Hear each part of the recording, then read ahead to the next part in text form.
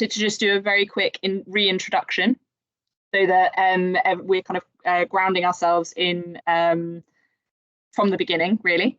So open and trusting grant making is something that at IVAR we set up in response to COVID-19. We'd been working with trusts and foundations for a really long time before that. We were founded in 2000, and I think for most of that time we've been working with trusts and foundations. But in response to COVID, we really saw grant making practice change overnight, really quick application processes, limited or no reporting requirements, and real flexibility over how money could be spent. So we wanted to look at how we could hold on to those positive changes for the long term. And that's what led to setting up the Open and Trusting Grant Making Community, which is 8 commitments which reflect that spirit of kind of flexible funding. And it's grown to over 125 independent funders. And what we've been exploring over the last few months is how the same commitments could apply to grant making within a public agency setting, and particularly kind of local authority and local NHS setting. So at the moment, when independent trusts and foundations sign up to Open and Trusting Grant Making, they're making these 8 commitments. Funders aren't necessarily working on every commitment at once, but they are signing up to being on a journey towards making and managing grants in a way that reflects the realities facing charities now and for the foreseeable future. I'm not going to go through all of the 8 commitments, but I'll give a few examples. So number 1 is don't waste time. That's about explaining funding priorities clearly, being open and transparent about all requirements and exclusions. We've got ask relevant questions. That's about only collecting information that you must have to make funding decisions and testing application forms rigorously to make sure that questions are clear and don't overlap.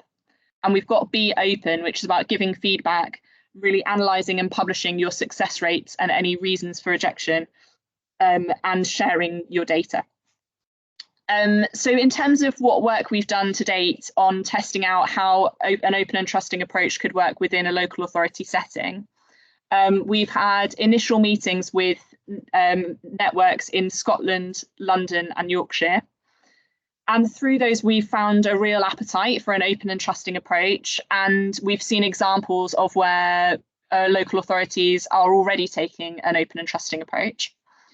And we've also identified some really key challenges. So, for example, local authorities being a bit like intermediary funders, where you're getting funding, in Scotland from Scottish Government and then distributing that. And there being a challenge sometimes when that funding is awarded retrospectively in terms of not wanting to or not feeling able to kind of take risks with how you distribute that funding. Another challenge that's come up has been around some legal departments not being experts in charity law and there being implications for kind of simplifying grant agreements. Concerns around kind of audit and accountability requirements, and also just discussion around the general context that we're all operating in, where there's increased demand and reduced funding, and how to kind of manage that context more generally. So really what we're looking at is an open and trusting community of practice that could help us all to navigate some of those challenges, to share practice that is maybe further ahead and to think about how that could apply within different contexts and settings, but also to look into what those barriers are and what we can do about them. So that's essentially what we want to be doing together. And I'll talk a bit more about how we think that can work in a few minutes. Before I hand over, I just want to say a little bit about the spirit of open and trusting grant making. So we really recognise that every funder, whether they're an independent funder or a public funder, faces different constraints and different opportunities. We're all operating in different contexts. This part of the spirit of open and trusting is that there's no single way to do it. There's no single way to bring these different commitments to life. Plurality of practice is something that we really celebrate. There are a lot of different entry points. You can start at any point within those 8 commitments. And also we believe that everybody can go further. So we're on a learning journey together, and we want to improve our practice ultimately to get more resources into communities and focus more of all of our time on delivering for the communities and causes that we care about. Hopefully that gives you a bit of a sense of what it's all about. Hopefully that's what you thought you were turning up to talk about today. But I'm going to hand over now to Elaine to share, who is head of learning and development at Cora Foundation, And I think Cora Foundation have been part of Open and Trusting since we launched in February 2021. So Elaine's going to give you a bit more of a sense of what it feels like in practice. Oh, you're on mute. I knew two things to do: take my camera off and then put me on mute. Thank you very much for sharing my slides as well. So as Emily said, I'm from Cora Foundation, and we have been involved with Open and Trusting grant making since the beginning. Can you move to the next slide, please? So just for people who don't know about Cora, we're a grant maker across Scotland. We do funding. We have our own funding we distribute through a number of programmes, but we also distribute funding on behalf of others. So that includes funding for Scottish Government, and we've done things like the Children and Family Early Intervention Fund, but we've also done some enabling communities funds as well. Sorry, I think there's a problem with the slides. I'm not quite sure what's happening. I'll keep talking and then I can share the slides afterwards. That's probably the easiest thing. So yeah, so we're an independent charitable trust across Scotland. And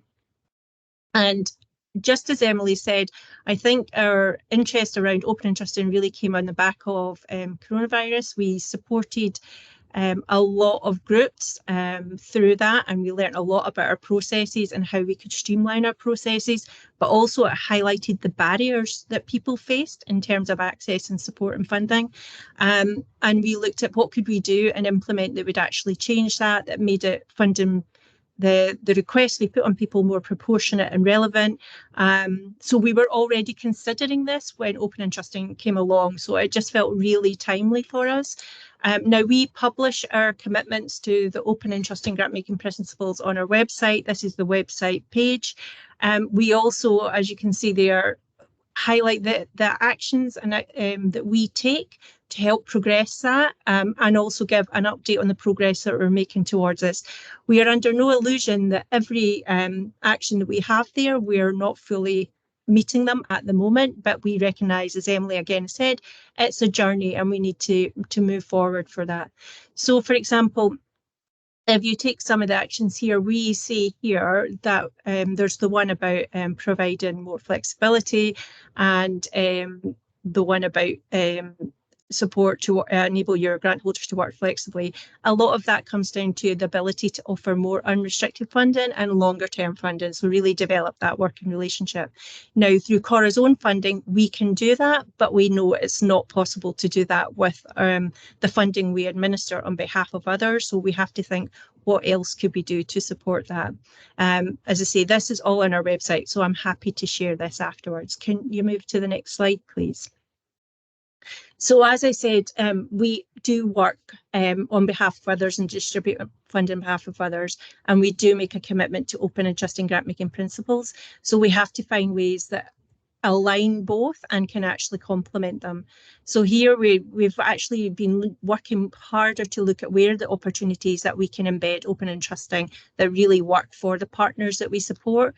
Now, some of that can be in conversation about the application form. As Emily's already said, you know, application forms can sometimes be really long and a bit unwieldy.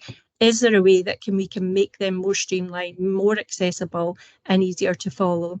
We've also worked hard to ensure that we now publish all the success rates for the funds we manage, including the funds we manage with partners like Scottish Government, but also ensuring that all the grants are made are on sites like 360 Giving, which is obviously a UK-wide initiative to highlight all grants and just highlight to people what's actually supported and funded.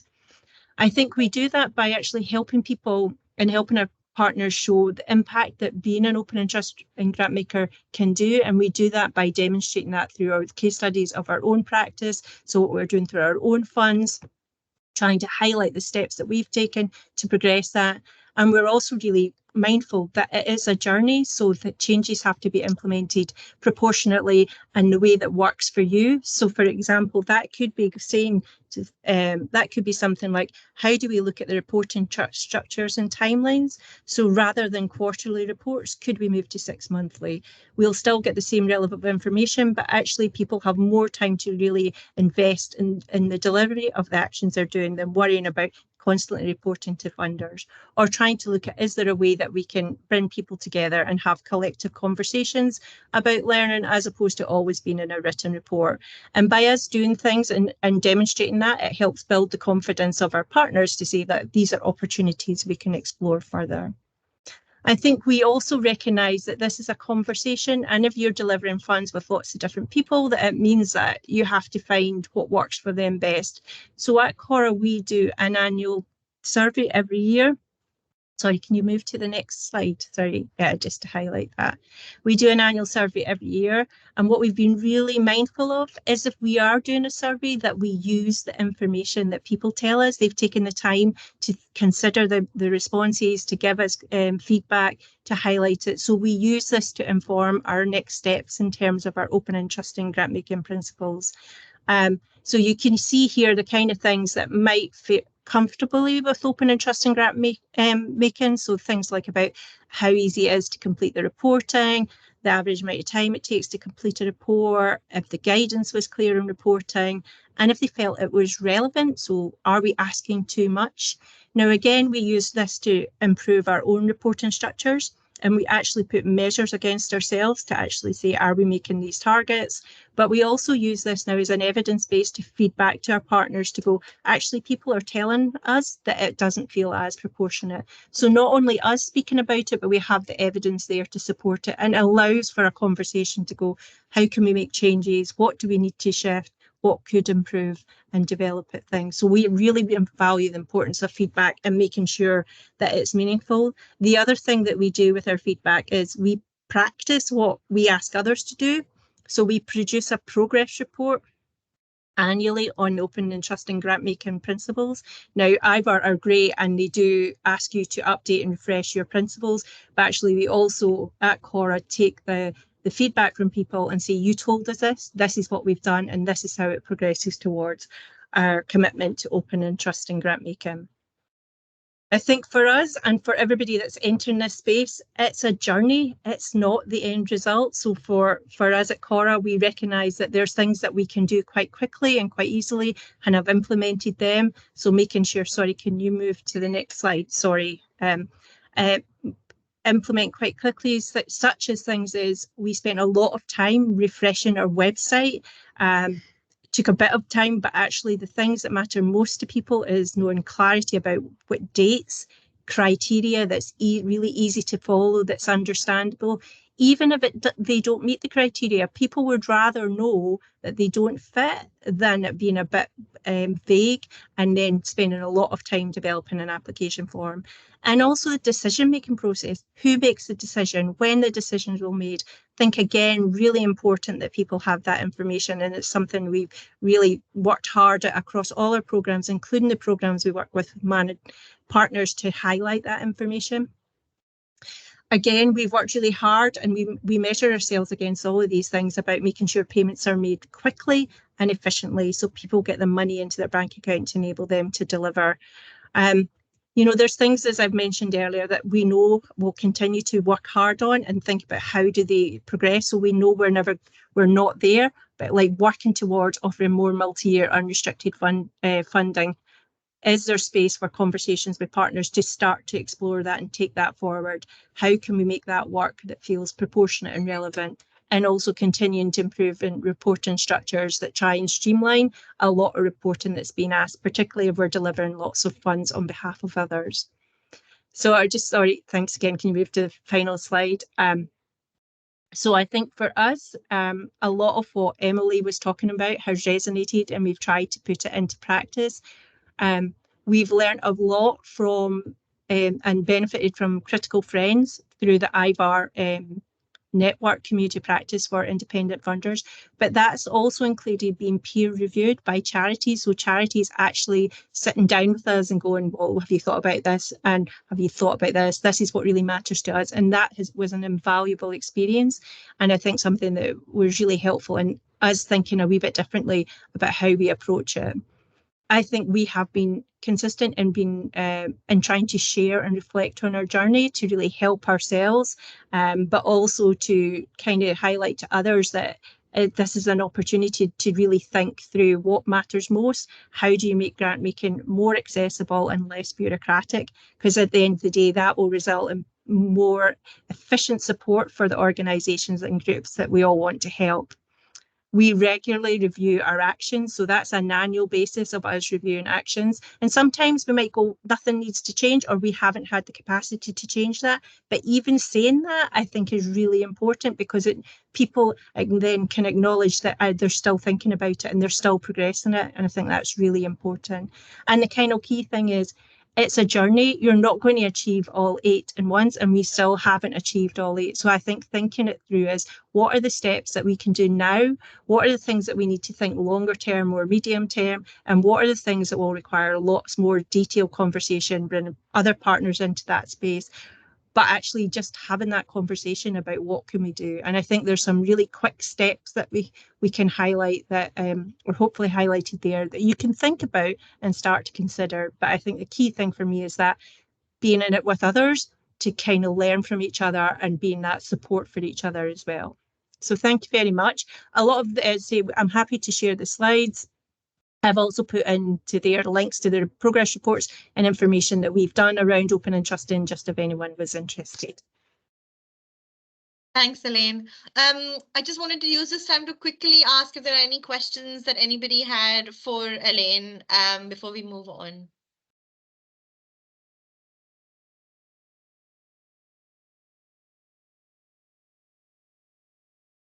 If you have any other ones that come up, just put them in the chat and oh, Mansoor, yeah.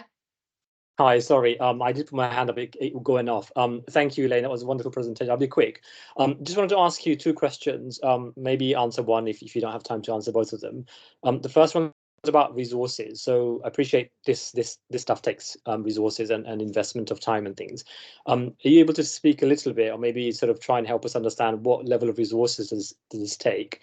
And secondly, a perhaps more important question, I guess, is, when you started this journey, what was the rationale? Obviously, the obvious thing is we want to build a trusting relationship with our grantees. But as an organization, what sorts of things were you thinking about? Like, these are the kind of overall mission behind this. So the first one is resources. There's 2 people in the Learning and Development team at Cora, myself and my colleague, and we try and lead on a lot of this, but it actually is it's a whole Cora approach. So every step with Open and Trusting grant making is about how do we implement that across the organisation. So we know we can't do that in isolation. Obviously, it's working quite closely with our grants team, but if you think about the payment structure or the financial side of things, that's working quite closely with finance colleagues. So we hope it doesn't take too much time for people, but it is a whole Cora approach because we embed it in our way of working, but there's some dedicated time for me and a colleague. And in terms of the guiding principles from that is COVID, we went from a funder who was doing about 250 applications a year to we offered a lot of support to Scottish Government. I'm looking at Callum on this call, some pro bono support through Scottish Government during COVID to 2,500 applications. So there was no way we could deliver the kind of approach that we were delivering with 2.5 applications. We got like 200 applications in one day, and we had a commitment to turn them around in 4 weeks.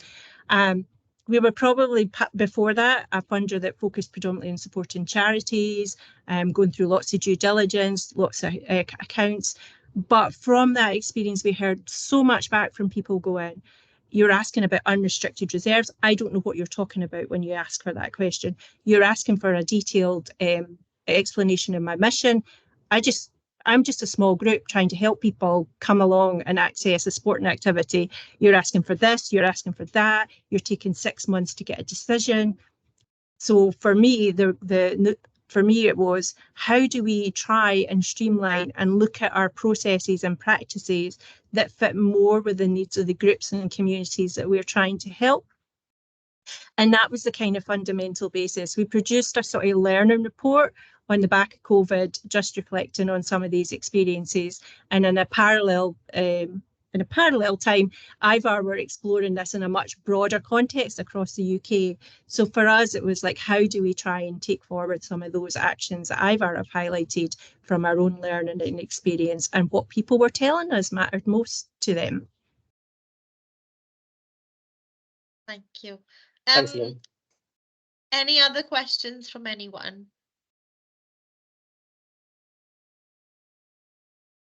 Right. I'm going to bring in Nicola now. Nicola is the Health and Improvement Lead from Flourish Glasgow Partnership, and we're really lovely to have you here, Nicola, and I'm handing over to you now. Thank you very much.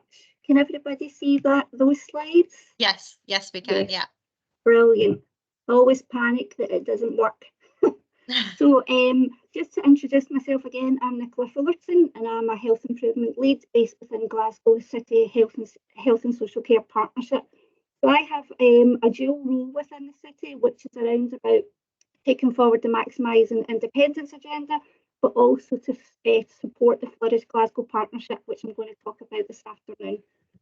So what I'm going to talk about is Flourish Glasgow Partnership, and how we actually got involved with IVAR and around the open interest in grant making journey, and where we are today within Glasgow. So just a bit of background in terms of Flourish Glasgow Partnership was actually a group that came through the Social Recovery Task Force within Glasgow, and it was established in about the summer of 2020, and it was very much in response to the pandemic and the implications around mental wellbeing within the communities that we're engaging with. So the task force developed the Flourish Glasgow Partnership.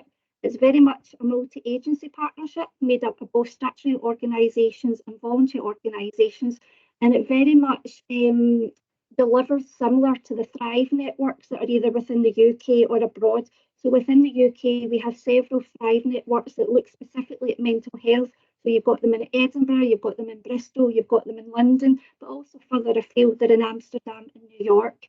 So the Flourish Glasgow Partnership, it's chaired by Fiona Moss, who is the Health Improvement Lead for Health Improvement and Inequalities within the city. And as I say, is a very multi-agency partnership. Now, how did we get to begin having discussions with IVAR and having a look at the open interest and grant making approach?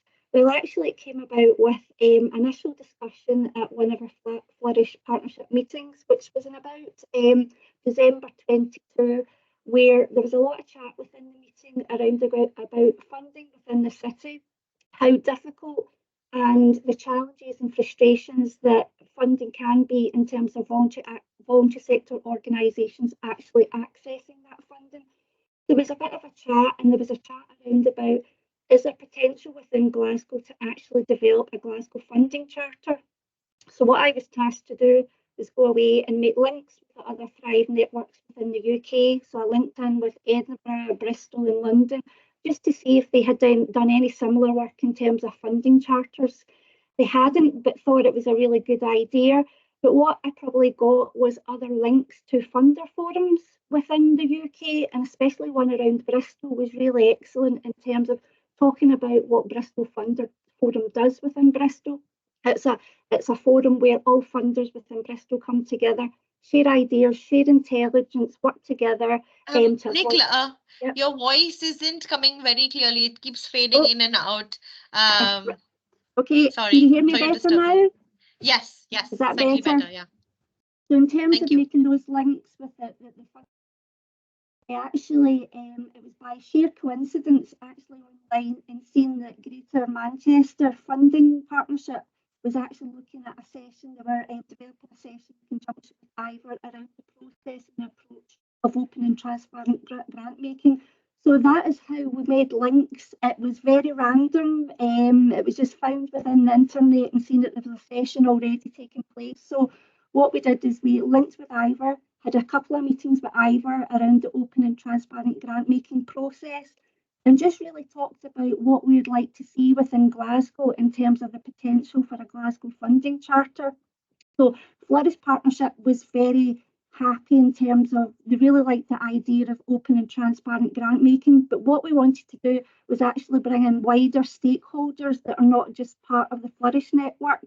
And what was great is Ivor said that they would actually facilitate a workshop for us, which was absolutely fabulous.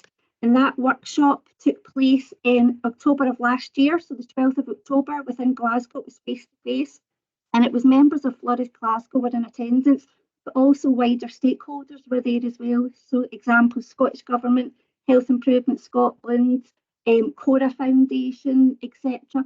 So it was a really good day. We had a really good attendance of about 34 people attended the session and represented about 20 different organisations.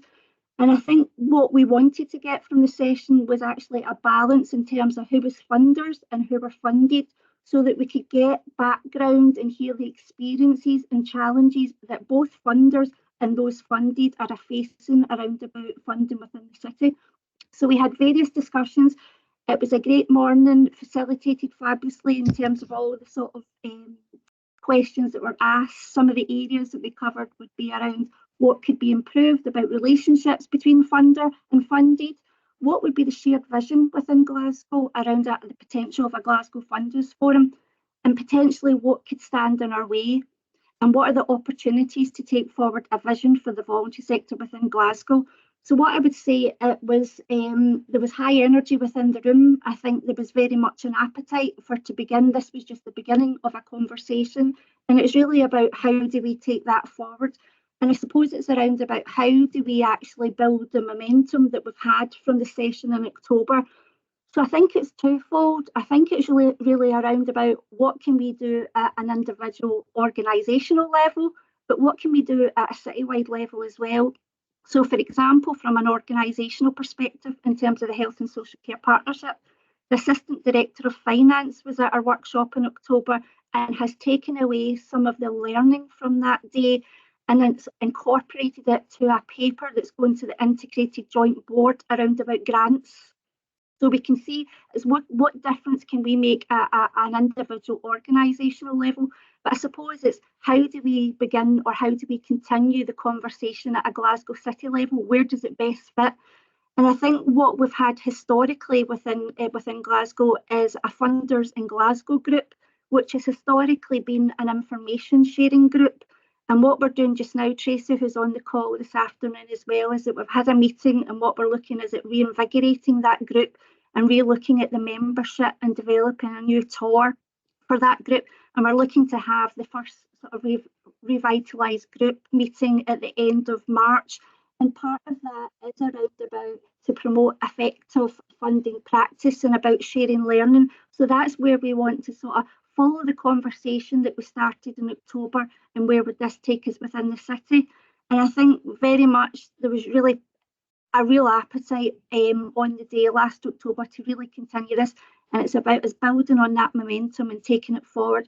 And certainly the Funders in Glasgow group would be a definite, positive place where we continue that conversation and where we'll have a range of funders who fund within the city and to begin those conversations. And you can see on the right there, that's some of the takeaways that came from the day. And I think to finish it, I think one of the best ones that came on the day is let's tackle blocked. Oh, the screen has just went. Why did this do this? Oh, I need to look at my paper when it's disappeared. And the note that I wanted to finish on was let's tackle blockers together, embracing the enablers and proceed until apprehended. And I think that's a brilliant way to actually finish it. And if there's any questions, I'm happy to answer them.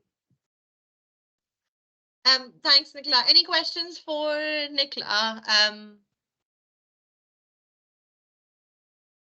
The time.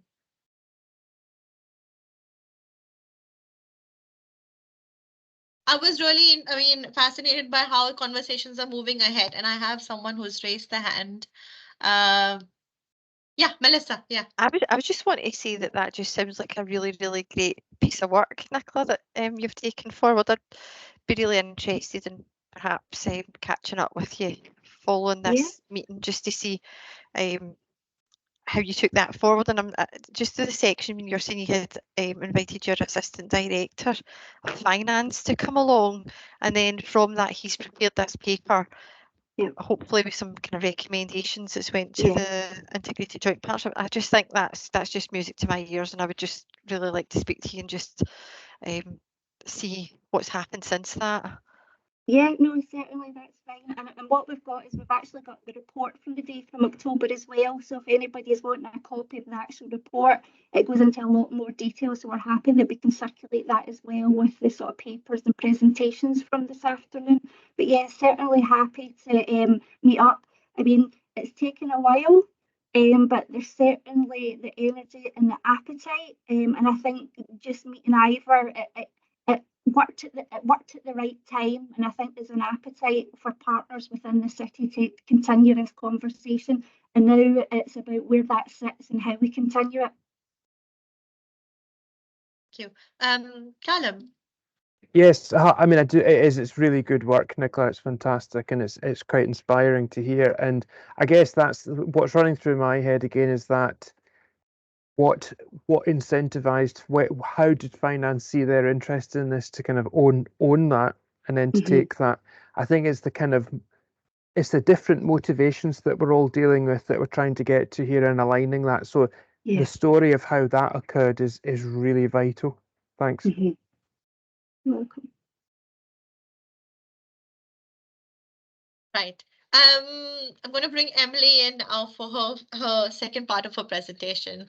Over to you, Emily. You're on mute, Emily. Yeah, 4 years in to remote meetings and still can't remember to take myself off mute. Yeah, thank you so much, Elaine and Nicola. Really, really great to hear a bit more about the kind of practicalities of open and trusting grant making. Don't worry, we're hurtling towards some discussion quite quickly, but I'm just going to set the scene for that. So essentially what we're looking at is creating a community of practice for local authorities and public agency grant makers who are looking to take an open and trusting approach and work in this way. We really recognise that it might not be possible for public agency grant makers to sign up to the 8 commitments or to say publicly what they're doing against the 8 commitments in the first instance. So, but we really want to kind of retain the spirit of open and trusting being something that, you know, charities, community groups can kind of look up and see who's part of it. So really what we're looking at is for people to be able to publicly say that they're part of a community of practice and that they're signed up to a vision of open and trusting grant making. And this is our draft of what we think that vision is, and it's part of what we'd like to test out with you today. So I'm just going to read it to you. So you'd be signing up to say, we are an open and trusting grant maker. We believe that charities need flexible and equitable funding to deliver better outcomes for residents and communities. So we make and manage grants in a way that reflects their realities, enabling more flexibility to focus on responding directly to changing needs. Ultimately, our vision of success is that grant processes feel easy, straightforward, quick, and trusting. Charities, CICs, and social enterprises are respected and trusted to know best how to deliver for the communities and causes they serve. We work with communities to co-design what success looks like, and a culture of mutual understanding and respect becomes the norm. We believe that how we make grants matters. Who we reach, how we judge applications, the kind of funding we give, and the relationships we make. Working towards shared goals by making the most use of precious resources on both sides will lead to greater impact. So that's essentially what we're saying open and trusting is all about. And if we go to the next slide, our offer for people who would join a community of practice would be that you could access a community of practice that's UK-wide, which we'd hold online 3 times a year. And that's a space where our facilitators would host a discussion for people to share live challenges, offer peer support, and help shape ideas for new research. So within the community of practice for trusts and foundations, we really listen and kind of hear what are the barriers. So like, for example, trustee boards sometimes can be a barrier to open and trusting grant making or to embedding open and trusting grant making. And so this year we've been working with some trustee boards, and we're now looking at producing a kind of guide for new trustees on what open and trusting grant making is all about. So really kind of identifying, like we've already seen what some of the barriers are within local authorities around feeling like an intermediary, and there's definitely cross-learning across the two communities as well. The second part is you would have the opportunity to participate in research. That's very much kind of opt-in. It's not a requirement, but there's that opportunity. We're continually trying to build the evidence base for open and trusting and really explore how to overcome those common barriers. And at the moment, we're focusing on unrestricted funding, grant reporting, multi-year funding, funding for Black-led organisations and racial justice work. We actually published a paper on that last Thursday, and also public agency funding. So this workshop is part of that research, really, and looking at, we listen, we have regular sessions for charity leaders where we're hearing what are the key challenges that they're facing, and public agency funding has been a really key topic, and that's part of the reason why we're putting so much resource into trying to look at whether the open and trusting approach could work within this context. Yeah, as I said, kind of sharing learning from the Trust and Foundation audience that we've been working with for a really long time, and there's definitely kind of synergies between, and I think between both communities there'll be things where local authorities and public agencies are further ahead, and things where actually independent Trust and Foundations, there's kind of research we can pull from. So, and then in terms of what we would like from people who are joining the community, so oh yes, sorry, and the last thing, if you go back, actually, sorry, is to be held accountable. So Elaine kind of mentioned this a little bit, that we with Open and Trusting Grant Makers, when we first launched Open and Trusting, it was a bit of an experiment to see like how could we hold on to those changes from COVID for the longer term. But we knew that we really wanted to put charities at the heart of the initiative and their voices at the heart of the initiative. So with the Trust and Foundation audience, on a 2-yearly cycle, we train and resource charities to facilitate conversations with funders. And it's a bit of just a flipping of the dynamic. So rather than a charity reporting to you, essentially you're reporting to a charity about how you're bringing the open and trusting principles to life. We've got a report we can share on how we've done that with Trusts and Foundations. We don't have a really clear sense of exactly what that would look like for the public agency audience, but we would really want to kind of develop that with you and with the community of practice and make it something that feels kind of practically useful. It's not about it should be a supportive learning space. That's what we're aiming for. And it's also ideally a space where funding is off the table. So where we've done it with trusts and foundations, it's not been charities that receive funding from that trust or foundation. It's really about creating a different kind of conversation where funding kind of as much as possible is not part of that. So if we go to the next slide, what we would be asking from people who sign up to that community of practice is that they adopt the vision of Open and Trusting, which I kind of read out to you, that they're named publicly as a member of the community of practice. So, we talked about maybe you're able to share a logo of your local authority or the NHS type organisation that you work for. That might be too much. It might just be that you could be named as an individual that's part of that with your kind of job title and organisation. We really want this to, continue. We want to continue embracing plurality with this. So we would see it as being a community of practice for anyone within public agencies who is trying to take an open and trusting approach. So like, for example, Nicola today has shared the work that they're doing in Glasgow. We would want like the Flourish Partnership to be able to sit on this, as well as an individual organisation to be able to sit on this. And it's about sharing practice, sharing different approaches, sharing how we've navigated kind of common challenges. Yes, I've mentioned joining the community of practice sessions, which would be held 3 times a year and would be UK wide, and being held to account within the open and trusting community in some form. And that again is very much about being on a learning journey together. I think that's over to you, Sonakshi. Thanks, Emily. Just another space for anybody to ask any questions and to flag that we will be having more conversations about the vision in more detail and getting your feedback on whether the vision resonates, the tone and the language, etc., along with what we're thinking in terms of the community of practice. How does that land? But any clarification questions from Emily right now, if you have any for her, this is your space.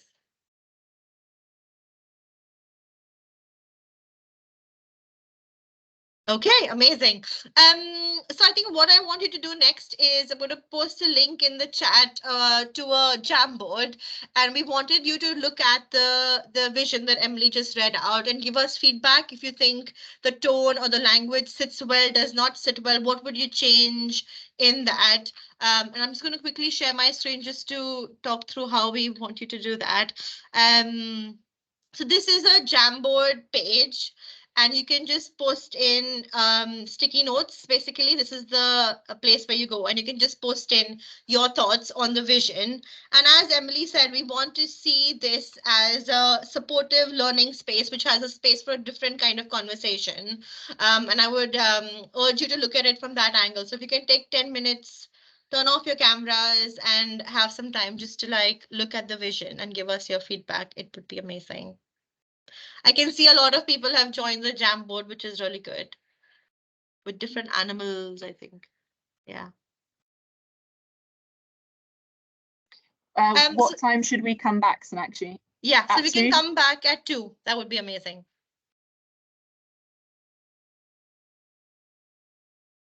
Hi, Catherine. Hi, I just I'm conscious I think Elaine needs to leave at 2, so I just wanted to thank Elaine, Nicola, and yourselves for presentations. It's been absolutely terrific. It's from the workshop that we had in September and hearing just some of the challenges from some of the local authority funding partners across the country to really being able to get in deeper on the motivations and background for certainly Cora's journey, and hearing about the example in Glasgow is terrific. So just wanted to say thanks. Thanks, Kath. That's really good. Yeah, I do have to head off, but I just want to say thanks for the opportunity to share, and I'm happy to share any more information with people, and I really look forward to hearing how this progresses as well, and continuing the conversation in the future with colleagues. So thank you, and see you all soon. Thanks. Bye-bye. Thanks, Elaine. Thanks. Okay. I have updated the access, so hopefully it's working now. Do let me know if it is not. Thanks, Craig. Thanks, Callum, for joining us. I can't see it.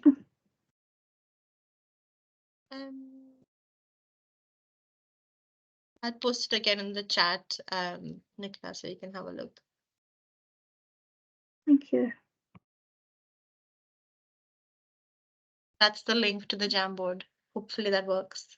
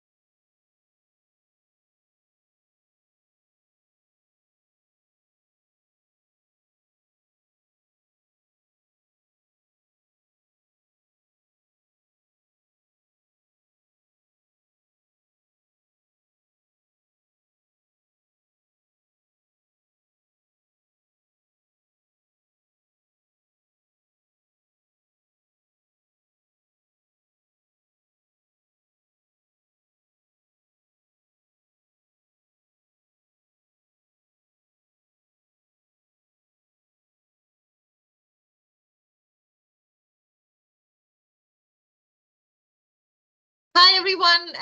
Welcome back. Thank you so much for all your input on the slide.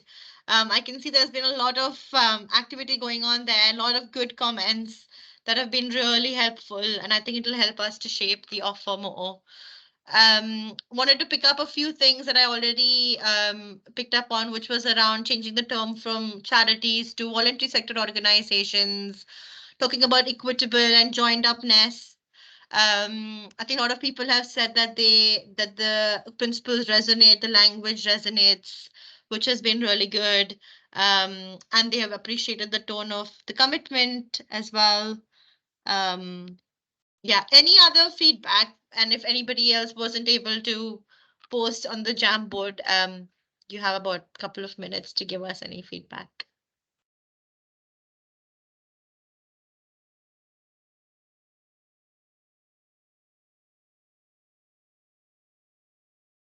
Catherine. Yeah, it's not. It's really a query rather than feedback, and it's maybe something that will evolve as we go forward with the community of practice. But it was from the workshop in September. There was a lot of talk around how some, local authorities are quite similar in processes than others, and that obviously there's been sometimes previously a one-size-fits-all approach, whereas there's different geographic or financial considerations, and that there